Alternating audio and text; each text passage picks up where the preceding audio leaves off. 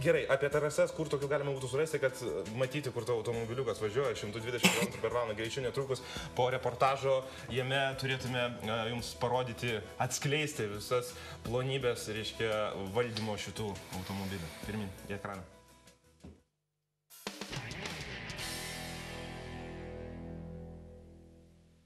Taip, pristatysiu aš jums modelį, kuris specialiai skirtas driftui. Išvaizda nelabai kokia, bet čia darbinis arkliukas, pavadinkim taip, skirtas varžybom. Tai galiu iš karto parodyti, kaip jinai važiuoja.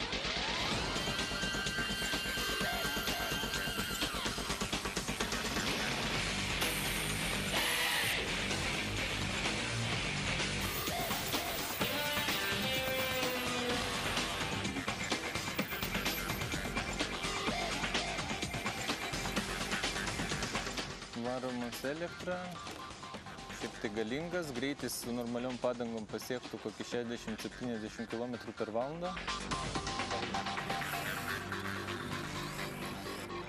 Čia modelis yra 1:8 mastelio, tai yra bagis.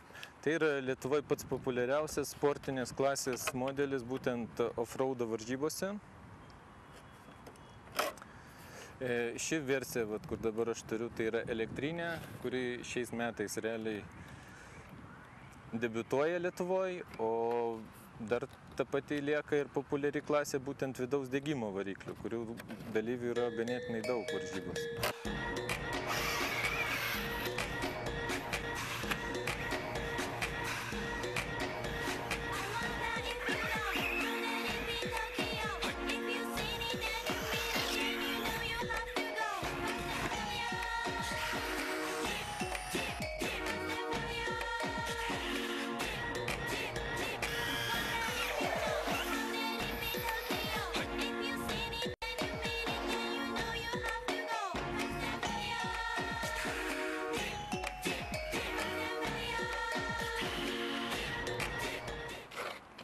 Šį kartą visus demonstruojame elektrinius modelius. Šitas monstras irgi elektrinis yra.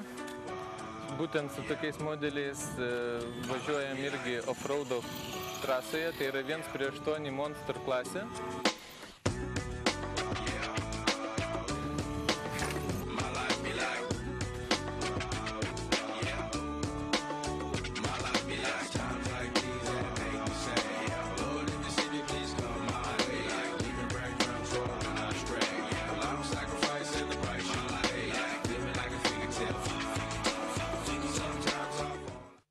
Greitis gali būti iki 130 km/h.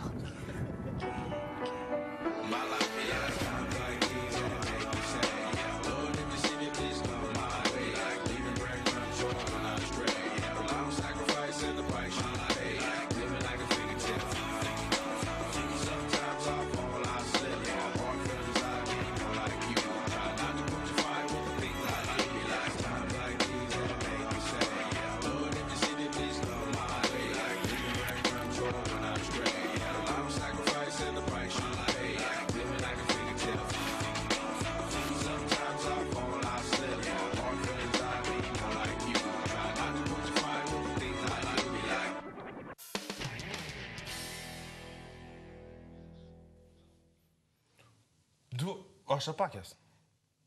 Tikrai, tikrai, to žodžio prasme, jie ten skraido vartose, ore... Wow! Wow! Tik, sunku viską ir įsivaizduoti. O nelūžta, kas yra? Jie ten guminiai kokie padaryti automobiliai. Realiai automobiliai labai patikimi, nes gero gamintojo. Ir va, kaip patys matėte, tai ir visokių smūgių gauna, ir apsiverčia, bet viskas ir toliau važiuoja. Kaip ir šokinėja. Ką galėtų pasakyti šitasgi automechanikas, reiškia? Kokių gedimų būna po tokių varžybų visokių off-roadų bekelė? Gedimų tai būna įvairiausių čia, kaip ir bet kurioje technikoje. Kadangi tas modelis susidaro iš tų visų pačių mechanizmų, agregatų ir mazgų, kaip tikras automobilis. Tai gerai, tada klausimas toks, pats turbūt remontavęs, bet kokiu atveju, reiškia, tikrą automobilį. Tai jokios abejonės. Tai kas lengviau? Ar mini automobiliuką suremontuoti? Ne, galbūt tikri automobiliai.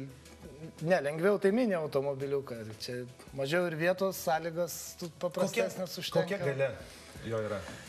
Šituose, būtent jeigu kalbant apie šitos modelius, Čia nežinau, ponių galim. ne, apie šitos, jeigu būtent Arklio. apie šitos klasės šio tipo modelius kalbant, tai yra 3,5 darbinis turis 3,5 kubinio centimetro ir faktiškai panašiais turi arklio galių, apie 3-4 arklio galių. Šitie varikliukai yra labai galingi, jeigu įmant sportinės versijas, jie padaryti labai preciziškai. Jų maksimalios apsukos ten viršyje 40 000 per minutę. Ir tiek pat ir sveria šie modeliai apie 3,5 kg.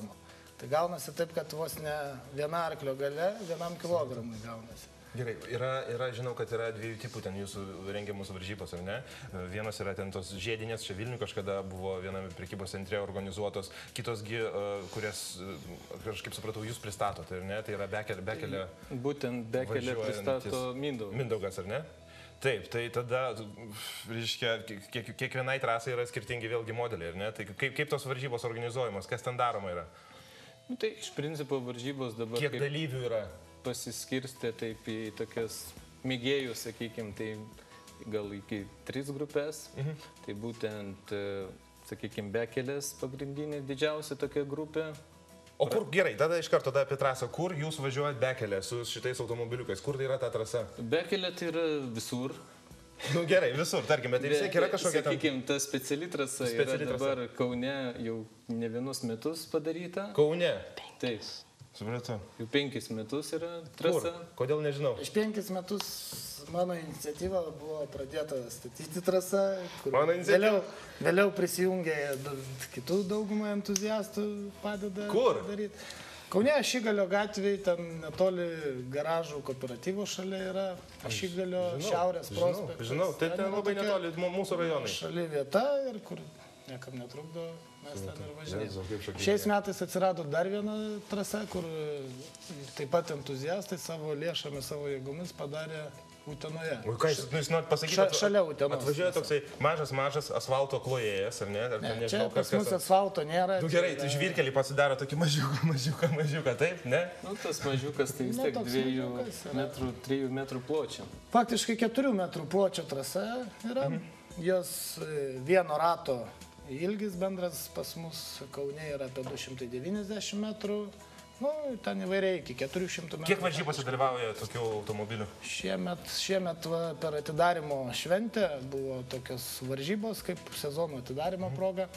Tai berods 72 dalyviai buvo iš viso susirinkę per kelias klasės. 72 tokie, pasakysiu tokį žodį, nežinau, gal pasikaršiuosiu, nutrūktgalviai, ar ne? Ir truputėlį kitaip mąstantis, man atrodo, jeigu gyvenat mašinytėmis. Čia yra irgi toks atskiras pasaulis, kurie tom gyvena. Gerai, bet tas atskiras, atsiprašau, kad pertraukiau, atskiras pasaulis tarptautinėse vandenyse taip pat turi kažkokį, ar ne, reitingą, kaip sako tenisininkai, tai kaip jums sekasi su kitais? Galbūt tai nėra olimpinė sporto šaka, tačiau... Dar ne. Tačiau vyksta pasaulio čempionatai, Europos čempionatai.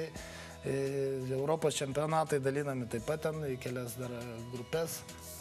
B grupė, kur yra žemesnio lygio, A grupė, aukštesnio lygio. Kiek grupė yra? A, B? 2 grupės pagrindinės, tarkim, Europos čempionate. Toliau vyksta pasaulio čempionatai, yra tarptautinė. Prizinių fondų didelių nėra, kadangi turbūt kaip ir Lietuvoje, visam pasaulyje tai viskas vyksta iš entuziastų lėšų faktiškai, nes tokių rėmėjų didelių kol kas neturim, nerandam ir... Todėl, aš žinau kodėl. Todėl, kad užrašai yra labai mažyčiai ant automobilių. Reklaminis plotas yra labai nedidelis.